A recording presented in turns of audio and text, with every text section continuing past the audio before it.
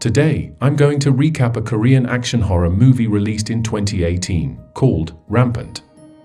After being away for years, an exiled prince is back in his homeland kingdom. But unknown to him, his kingdom is under an imminent threat. What will happen to him and his kingdom? Let's find out together. The story takes place in the Joseon dynasty era in Korea. A Korean soldier meets with a Dutch trader to secure arms. He sees a crew locked up in a cage on the ship with red eyes while snarling and demanding raw meat. After checking the merchandise, the soldier returns to his superior with a sample rifle. It turns out that they are a rebel group trying to scheme an uprising. But unfortunately for them, War Minister Kim and his men find out and arrest them. Back at the royal court, the ministers report this matter to the current king of Joseon, King Jo. He becomes furious and orders them to torture and interrogate the rebel to find out their leader. The king oversees the process himself, but the rebels shut their mouths. Meanwhile, the crown prince Young hears about the arrested rebel. He writes a letter and gives it to his man, then tells him to deliver it to his brother. The crown prince proceeds to the royal court, where the rebels are being tortured. He begs the king to release the rebel, but War Minister Kim has gathered evidence that the rebels have armed themselves with guns. The current king is kowtowing mightily to the Chinese Qing emperor after their invasion, making the rebels desire to remove the vile Qing army and rebuild Joseon. The crown prince also has said this multiple times to the king. But he only listens to the eunuchs instead of the populace. Hearing his son nonsense, the king becomes furious. The king insists that any decision is up to him, whether to submit to the Qing emperor or not. Whether the kingdom prospers or flounders is also his decision.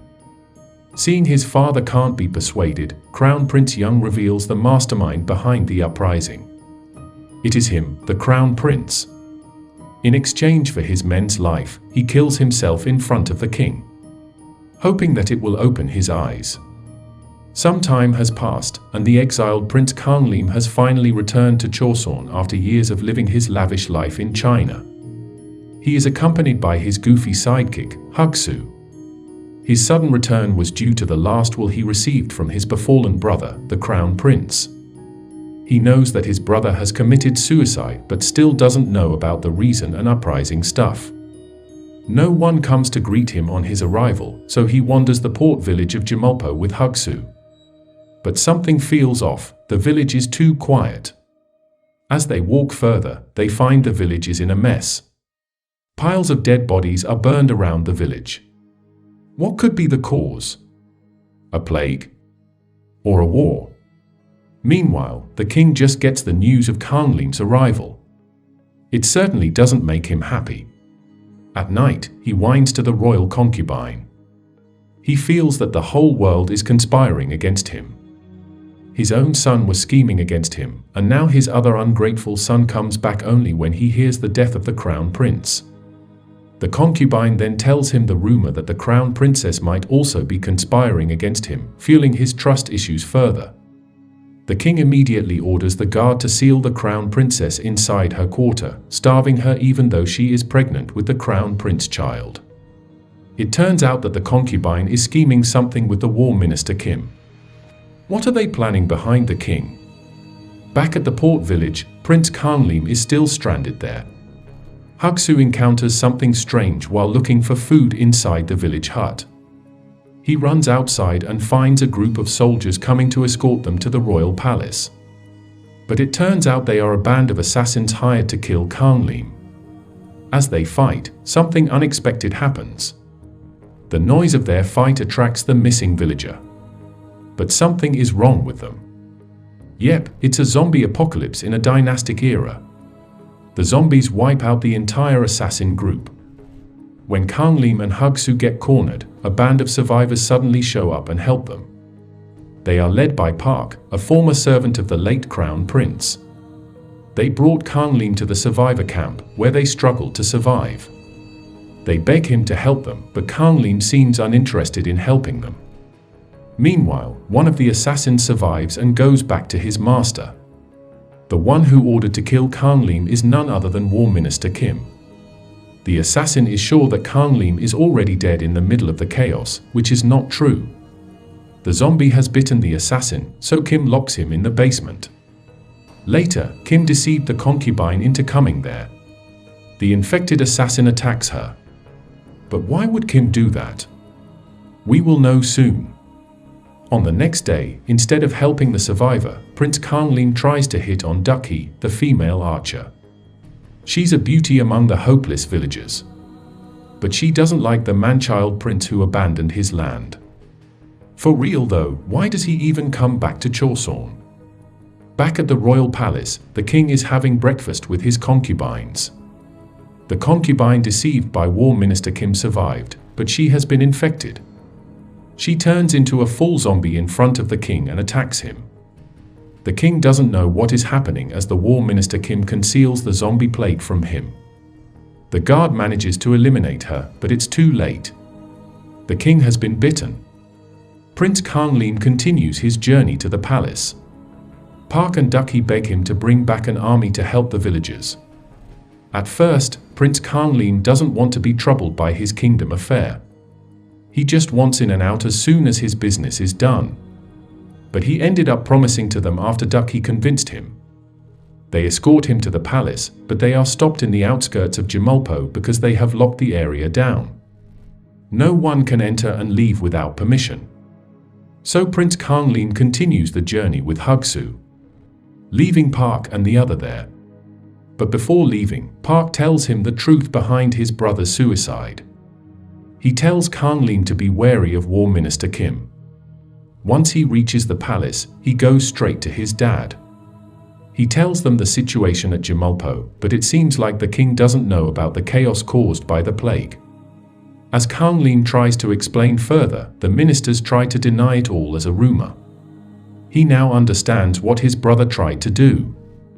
The corrupt ministers are manipulating the king under the leadership of the War Minister Kim.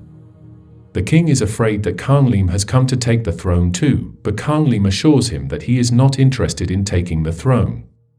It turns out the only reason he came back is to fulfill the crown prince's final wish that he sent to him in a letter. The king's heart is clouded, and his court is polluted. "Please take my wife and unborn child to China," says the letter that he received from his brother. The foolish king is slightly offended but grants Kang Lim an army as he requested to aid Jamulpo anyway, as long as he stays away from the throne. Prince Kang Lim then goes to the locked pregnant crown princess. He asks her to go back to China with him, but she refuses. She can't leave while Chosun is in dire condition. Furthermore, justice has not been served. But after Kang Lim shows her husband's final wish, she finally agrees. Kang Lim promises to avenge his brother's death. Suddenly, Hugsu comes to bring a piece of bad news. Park and his entourage have been arrested. It turns out War Minister Kim is still hunting remnants of the rebels. Just as they speak, the devil himself comes. War Minister Kim and other ministers come to tell Kang Lim that the king has retracted the military order. They have a heated argument for a moment. They also force the crown princess to stay for tonight's event, where an envoy from Qing will visit Chosun. Now, Kang Lim doesn't have an army, and the crown princess is being held. To his surprise, they also tell him that the king might be infected too. The envoy from Qing has arrived, and the palace hosts a party to welcome them. But some unwelcome guests have joined the party. The zombies suddenly appear and attack attendees and workers around the palace, but it hasn't reached the main area yet. As the party continues, the king's transformation begins until he finally becomes a full zombie and attacks a dancer. War Minister Kim kills the zombified king. It turns out that it all was the power-hungry Kim's plan. He deliberately spread the plague after finding it out to eliminate the royal blood and stage a coup. The palace is full of zombies now and falls into chaos. Prince Kang Lim finds Park and convinces the royal guard to let him go. He then explains the situation and leads them to handle the situation. Kang Lim, Park, and Hugsu rush to the jail while the royal guards defend the palace wall to prevent the zombie from getting outside. They free Ducky and the others from the jail but quickly become surrounded by zombies. They can barely escape the hordes from the isolated jail by cracking open a window. They join the royal guards, who manage to hold back the zombies until the sun rises. Once the morning comes, the zombies run into hiding to avoid the sunlight that can instantly kill them. Meanwhile, the war minister Kim is hiding with the other ministers. Now that the king is dead, Kim uses the momentum to spark a revolution. Of course, he will be the new leader. One of the ministers disagrees, so he kills him right away. They plan to hunt down Prince Countrymen and the crown princess when the sun rises. But it turns out that one of their soldiers is infected and attacks one of the ministers. Kim handles them, then checks if anyone else got bitten too. Unfortunately, it turns out that Kim is the one who got bitten while handling the infected soldier earlier. The ministers panic as they try to kill each other. Kim slays them all, leaving him alone, slowly turning into a zombie. Ironically, his own plan is biting back. He amputates his own hand, then wanders around the throne room. The power-mad Kim has gone insane.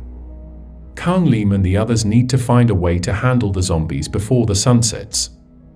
He plans to go back immediately to China, but the others convince him to fulfill his duty as the Prince of Joseon.